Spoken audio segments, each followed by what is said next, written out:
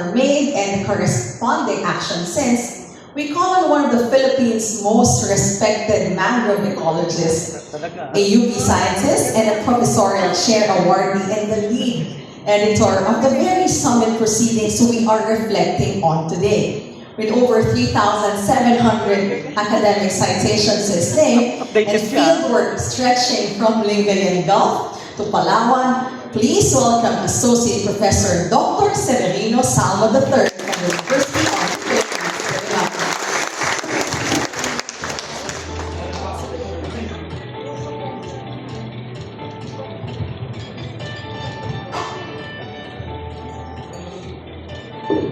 Good morning, everyone.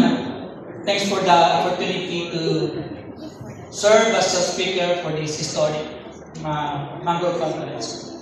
When Ma'am Marilo, Hilary mentioned about the years of engagement in mangrove advocacy, proud to say 1995, fresh from graduation, pero hindi naman ako nag-isa, idadamay ko na si Joseph. Then recently, Dixon, nandun din si Alan. Yan. So, I'll be presenting a narrative of the Mangrove Summit, mainly with the rationale, and allow me to review the lessons, and as we move forward, some of the recommendations that we are giving to the body. Let me start with this slide. Para kami Voltes 5, no? We have Sir Mike Miguel Cortez. There, na? And we also have Dr. Blanco. Nag-confirm siya, wala lang. And then Josel. Tapos Dixon came in late. Then myself. Si Sir Mike has this mantra, keep the faith. We simply wanted to have a very simple direction, research direction, policy direction. We just want a mangrove roadmap. When? Could be 10, 15 years, 20 years ago, could be more. And through his leadership, we were able to come up with something. We were challenged, obviously, but then we believe in his mantra, with the faith, and look, here we are now, we're having this conference. Right, I'd like to thank my former employer, Ateneo de Manila University. No one wants to fund us, for the record, to come up with the state of the Mangrove Summit. That's in the record already. Luckily, my Ateneo de Manila was very helpful to and believe that the Mangrove Summit was really needed at that time. Where did we get funding? I can see Jerome here. We have funding from the Foundation for the Philippine Environment, not much, but very substantial nonetheless. At least that started the series of Mangrove Summit. Then came in Conservation International Philippines, not much, but still good enough to sustain the initiative. FPE funded the North Luzon proceedings. CI Philippines funded South Luzon proceedings. Then later on, the Oscar M. Lopez Center through the works of academician Lasco came up with this support with that of the state of the mangroves in the central and eastern Visayas. Okay. So provinces that are listed here, I can't read all of this, but thank you for the trust. You gave us the opportunity to come up with this state of the mangrove proceedings. Now, what are the objectives? We just wanted, very simple, we just wanted to come up with a localized state of the mangrove reporting, not national, not regional, simply at the provincial level. Those North Luzon, South Luzon, and Central and Eastern Visayas. Then we invited experts that share the state-of-the-art knowledge on different topics, climate change, mangrove ecology, etc. At the top of it, we wanted to come up with a more accurate data, localized, and those data sets will be needed to come up with the formulation of action plan. Next slide. Right, so how did we do it? We just came up with a presentation per province, then there's a series of workshops, And we came up with individual provincial profile, status, including data sets, and that of the list compilation of projects and programs. There are national data set, that's good, but we wanted to come up with localized information. They might not be validated, but at the least that's what the locals know at their level. So look at that 2014, 2015, 2018. We came up with this now citable proof evidences that we can track now. We have the regional reports from North Luzon, South Luzon, and that of the Central and Eastern Visayas. Given the chance and the opportunity and the resources, of course, we wanted to expound that to other provinces and regions, but we ran out of funds. Then I moved back to UP naman. Right. Just to come up with the summaries, I hope you can still see this thing. These are the consolidated information as of 2018. Those are the presentations, and these are the status at that time. So we wanted to highlight as early as 2018, this has been documented. We know that there are a lot of hazards and data sets. It's all in the records. It's all citable. Next slide. Okay, now, from the regional summit, luckily, we got help from Conservation International Philippines. Now we have the State of the Mangrove Summit. This is a year before the pandemic, September 2019. The editors of the proceedings are in the photos. They're still here, Ma'am Nilda and... Basta.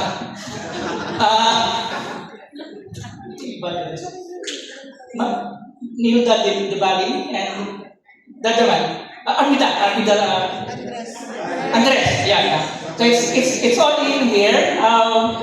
Dr. Halun took care of the different proceedings, and Dr. Alan Castillo, Dr. Monteban. So here are the summary. I will not go into the details.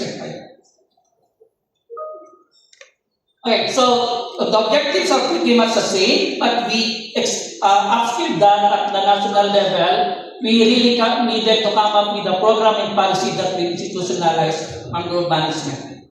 Okay? Right, so,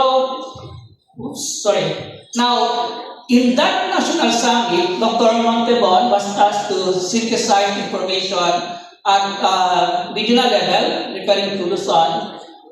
Top level is the facilitating factor. In red font are the issues, and then the bottom indicates that of the suggested activities. So that's for Luzon. Now for Visayas, that's the work of Dr. Castillo. Similarly, there have been lists and inventory of mangroves, issues, etc. And then, next slide. For Mindanao, Dr. Halun came up with a synthesis.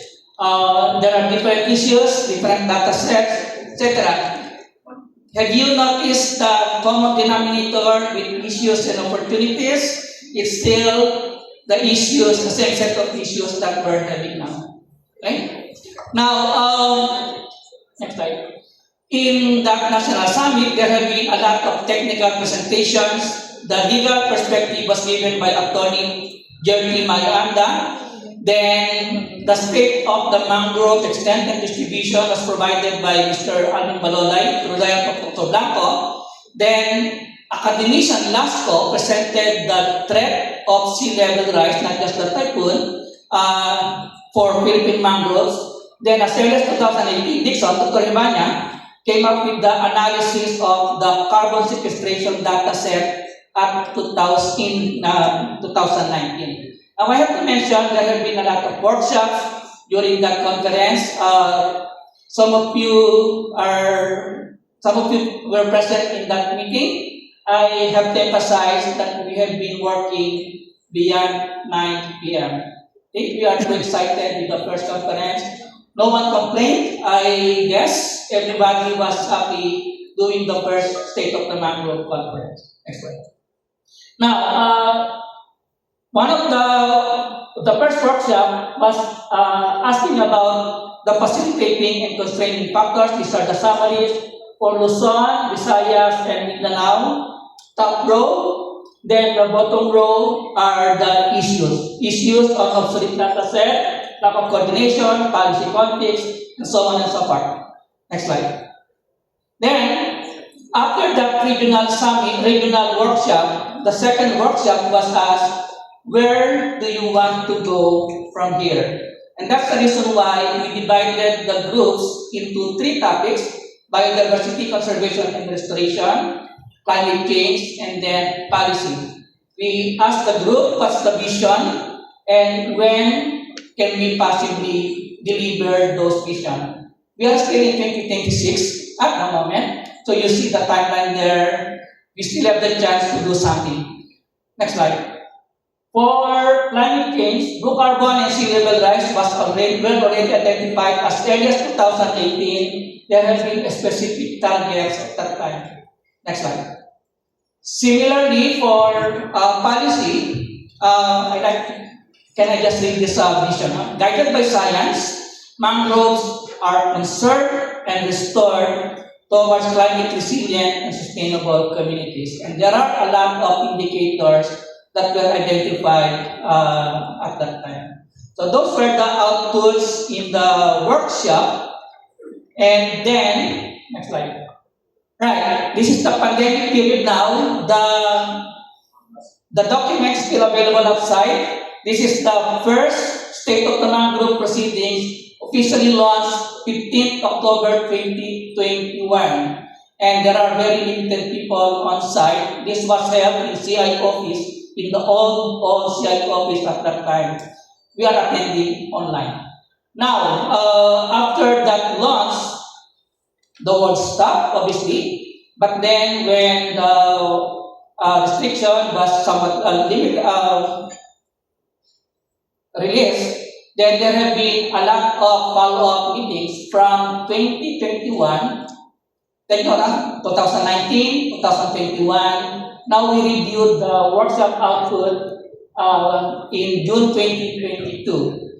And at that moment, when we are still reviewing the documents, there have been a lot of realization. Maybe in the first State of the Mangrove Summit, there have been a lot of commitments, promises that might be too ambitious, and probably we are quite late already with the delivery of that target.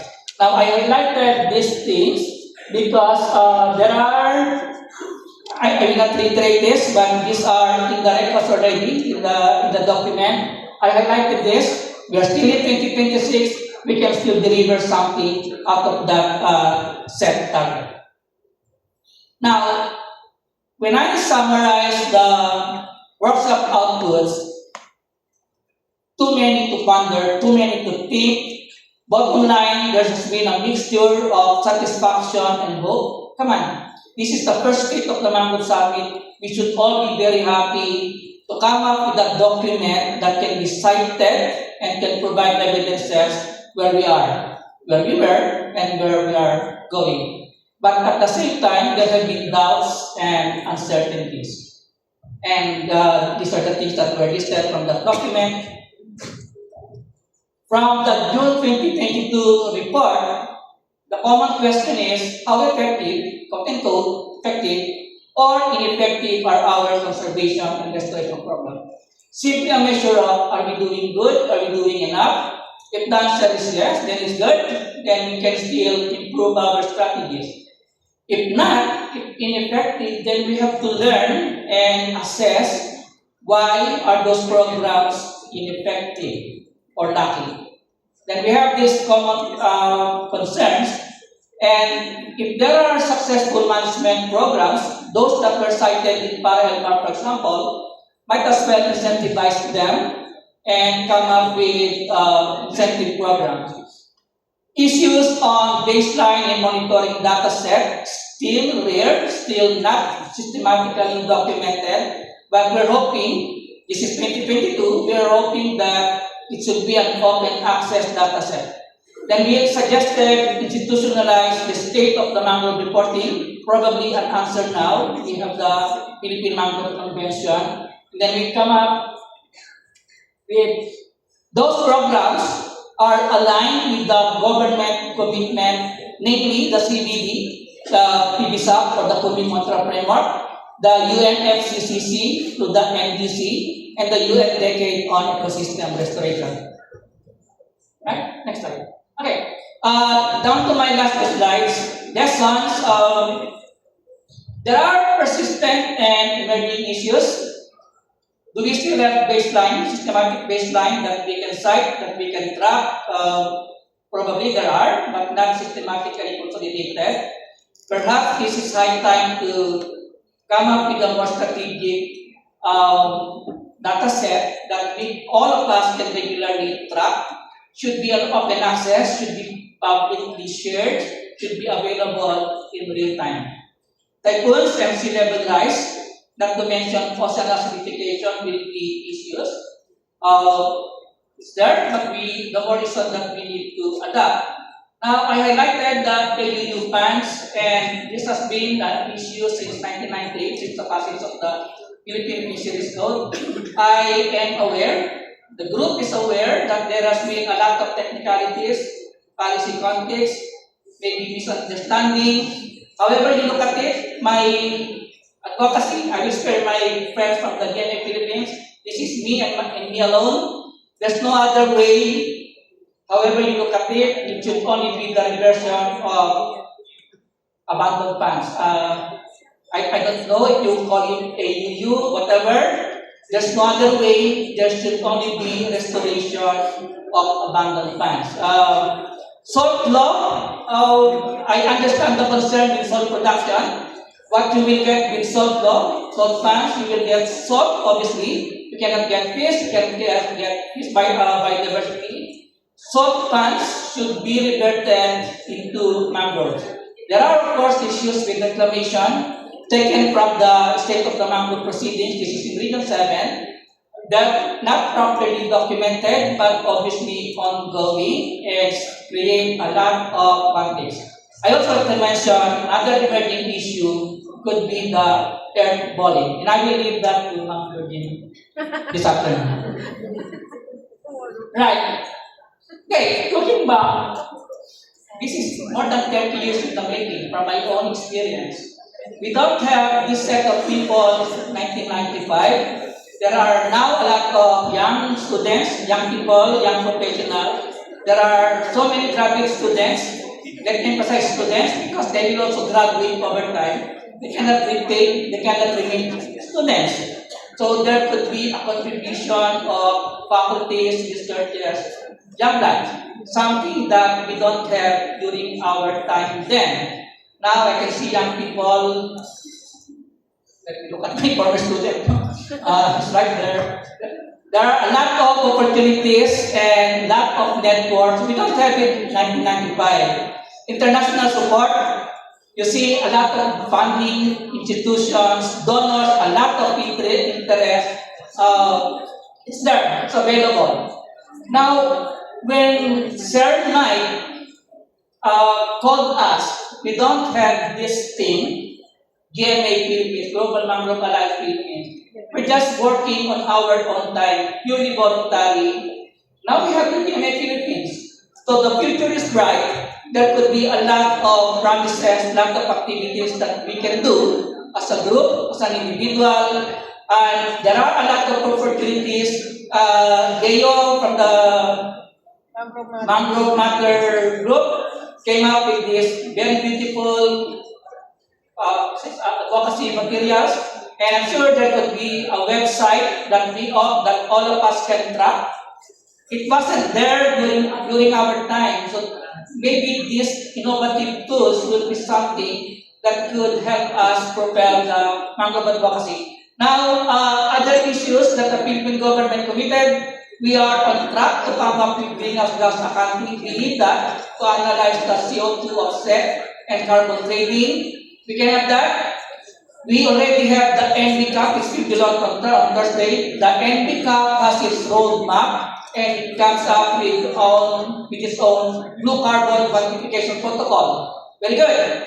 We're not even talking about biodiversity offset yet, but it's there. And there are opportunities that we can take advantage, but we have to do it now. I hope that through this conference, as we reflect the different objectives, as we learn from the past, assess the present, let's build on the evidences, there's a lot, and our experience, share knowledge from innovations to formalize it into policy. All of you, all of us will commit to action, amplify the voices, and come up with inclusive accountability for the future. Looking forward, I'm hoping that all of us will stay here until Thursday. Some of us will stay here on Friday. Let's come up with a progressive Philippine mangroves for conservation and restoration. Thank you.